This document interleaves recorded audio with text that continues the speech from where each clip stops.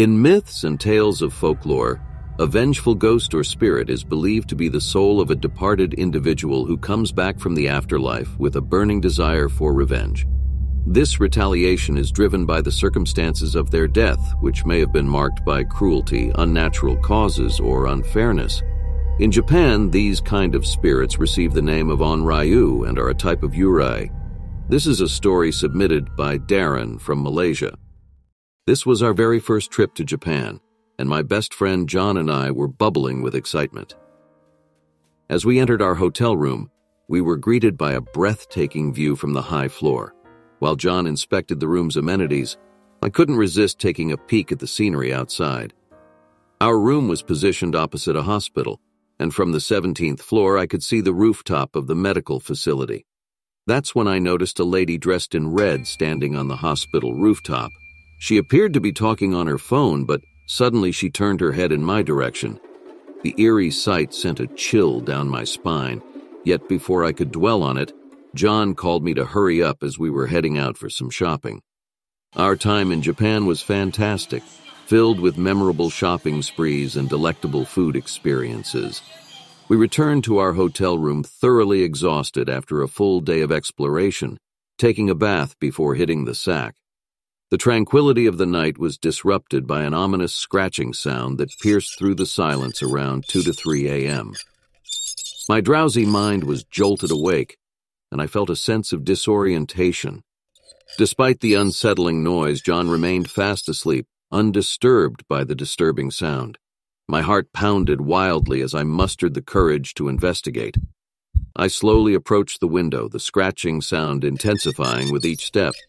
I couldn't see through the blackout curtain, but curiosity and fear compelled me to inch closer.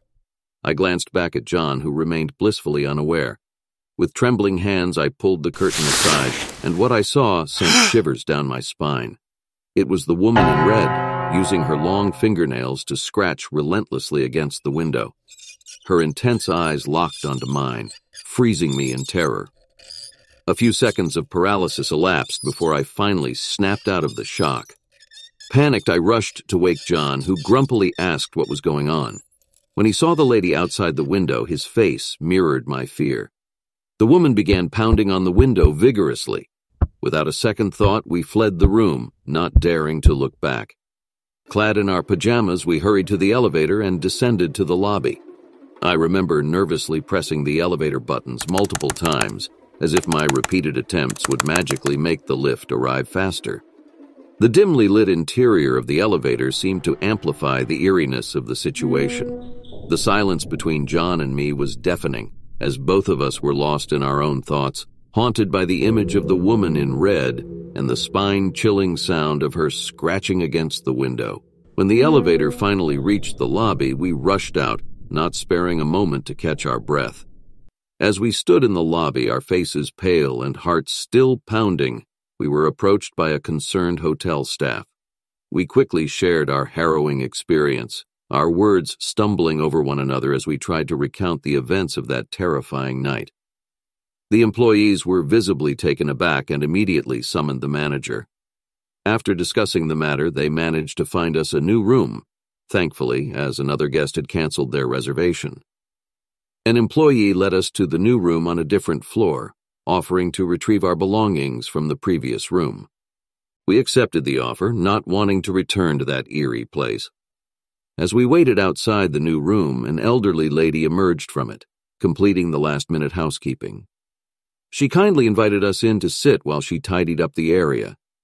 Upon hearing our encounter, she fell silent before sharing a haunting story. She revealed that the room we had stayed in was not typically rented out, except when the hotel was fully booked. Years ago, a tragic incident occurred there. An emotionally distraught woman had jumped from the hospital's rooftop while her unfaithful husband was having an affair in that very room. The heartbroken woman had discovered her husband's infidelity, and in a desperate attempt to salvage their relationship, she tried to call him countless times from the rooftop of the adjacent hospital building. Each ring of the phone must have felt like a lifeline, a last chance to connect with the man she once loved. But as her calls went unanswered, her hope shattered, and she was consumed by overwhelming despair. In that moment of profound anguish, she made the fateful decision to end her pain by leaping into the void below. Her life came to a tragic end on that very spot where she had stood, yearning for her husband's attention. The incident left an indelible mark on the room, and some guests claimed they could still hear her anguished cries and see her ghostly figure roaming the area, eternally trapped in her heartbreak. That night, we didn't get a wink of sleep, and the following morning we decided to check out of the hotel and book another. Our trip in Japan continued, but the chilling incident haunted us throughout the entire journey, leaving an indelible mark on our memories.